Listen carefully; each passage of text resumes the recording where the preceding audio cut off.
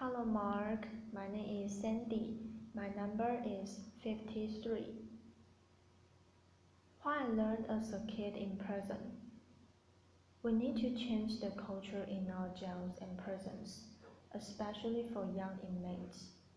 New York State is one of only two in the US that automatically arrest and try 16 to 17-year-olds as adults.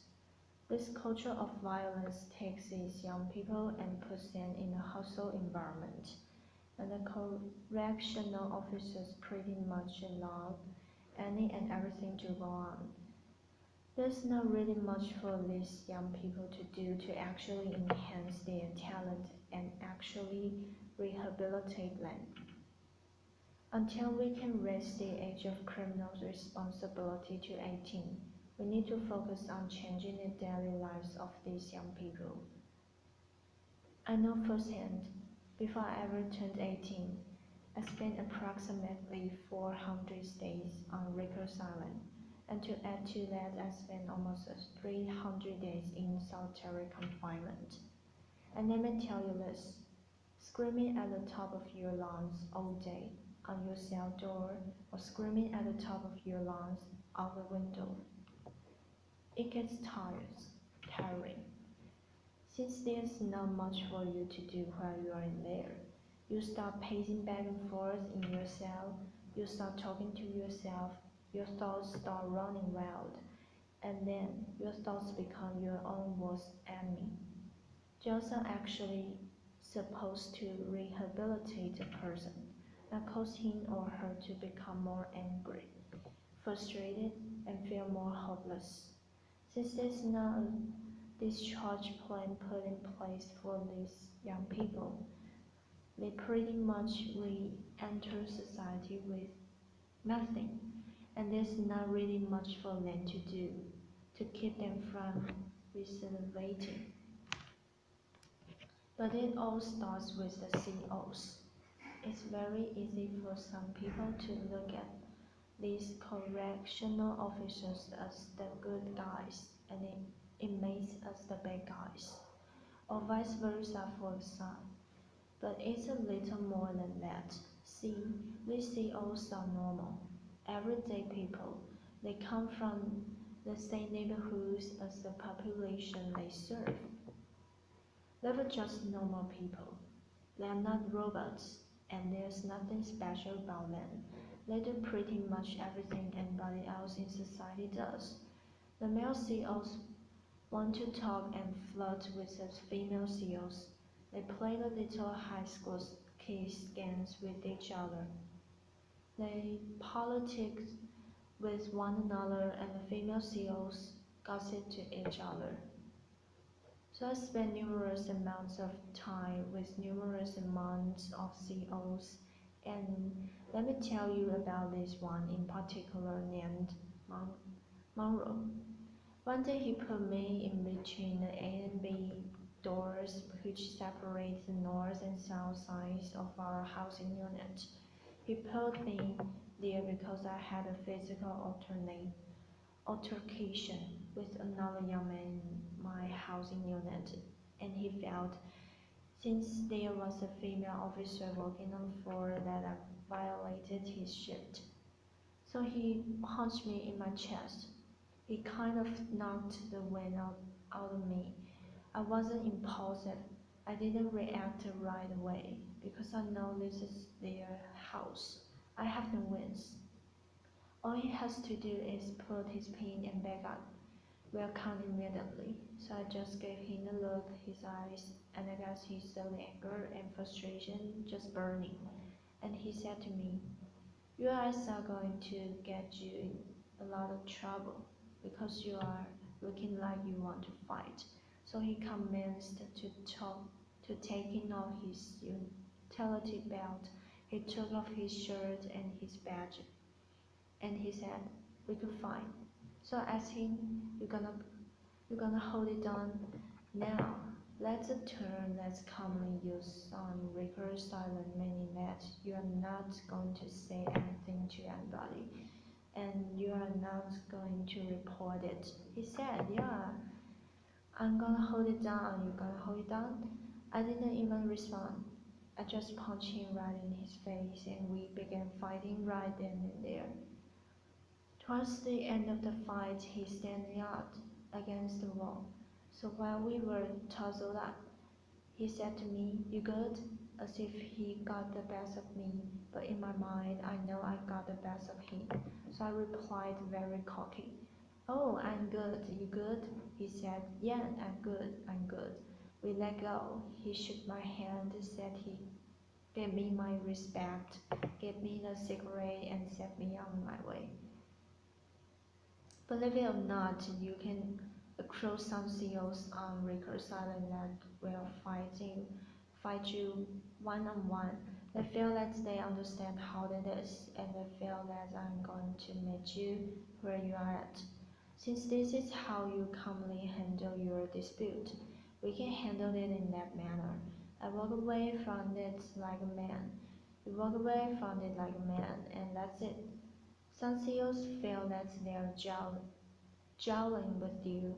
This is why they have that mentality and that attitude, and they go by that concept. In some instances, we are running it together with the CEOs. However, institutions need to give these correctional officers proper trainings on how to properly deal with the adolescent population, and they also need to give them proper trainings on how to deal with the mental health population as well. These skills play a big factor in these young people's lives for X amount of time until this position is reached on their case. So why not try to mentor these young people while they're there? Why not try to give them some type of insight to make a change? So once they re-enter back into society, they are doing something positive. A second big thing to help our teens in jails is better programming. When I was on Rikers Island, the huge thing was solitary confinement. Solitary confinement was originally designed to break a person mentally, physically, and emotionally. That's what it was designed for them. The U.S. Attorney General recently released a report stating that they are going to ban the solitary confinement in New York State for teens. One thing that kept me sane while I was in solitary confinement was reading. I tried to educate myself as much as possible. I read any and everything I could get my hands on. And aside from that, I wrote music and short stories. Some, some programs that I feel would benefit our young people are art therapy programs for the kids that like to draw and have that talent. And what about the young individuals that are musically inclined?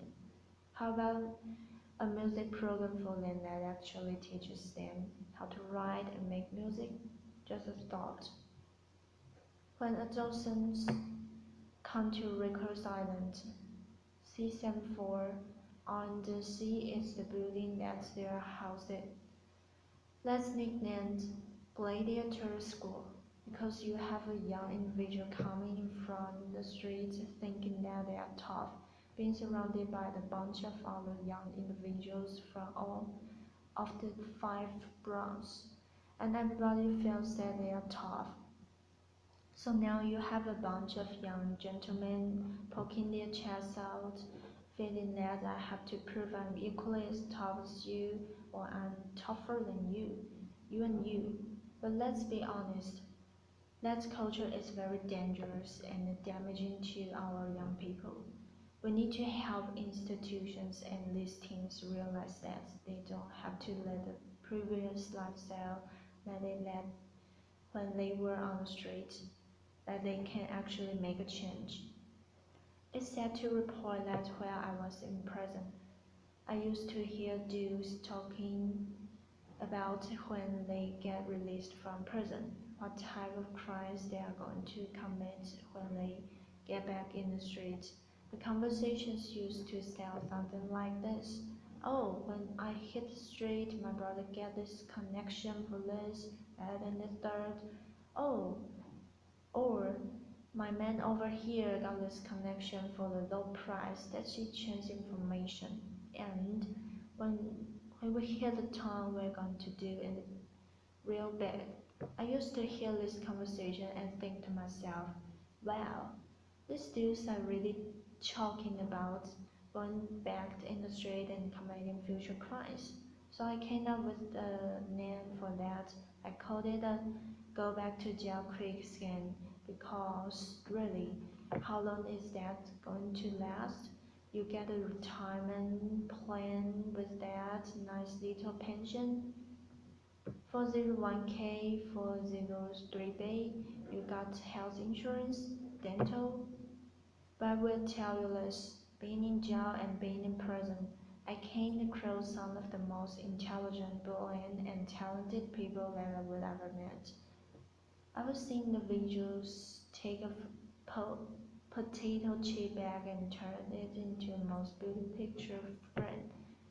I was seeing individuals take the state saw let's provide it for free and turn it into the most beautiful sculptures that would make Michelangelo look like a can God made it. At the age of 21, I was in a maximum security prison called Atlanta Correctional Facility. I just came out of the weight shack from working out and I saw an older gentleman that I knew standing in the middle of the yard just looking up at the sky. Mind you, this older gentleman was serving a 33 and a 32 life sentence in which he already had served 20 years of that sentence. So I walked up to him and I said, "Oh, Jay, what's going on, man? You good?" He looked at me and he said, "Yeah, I'm good, young blood."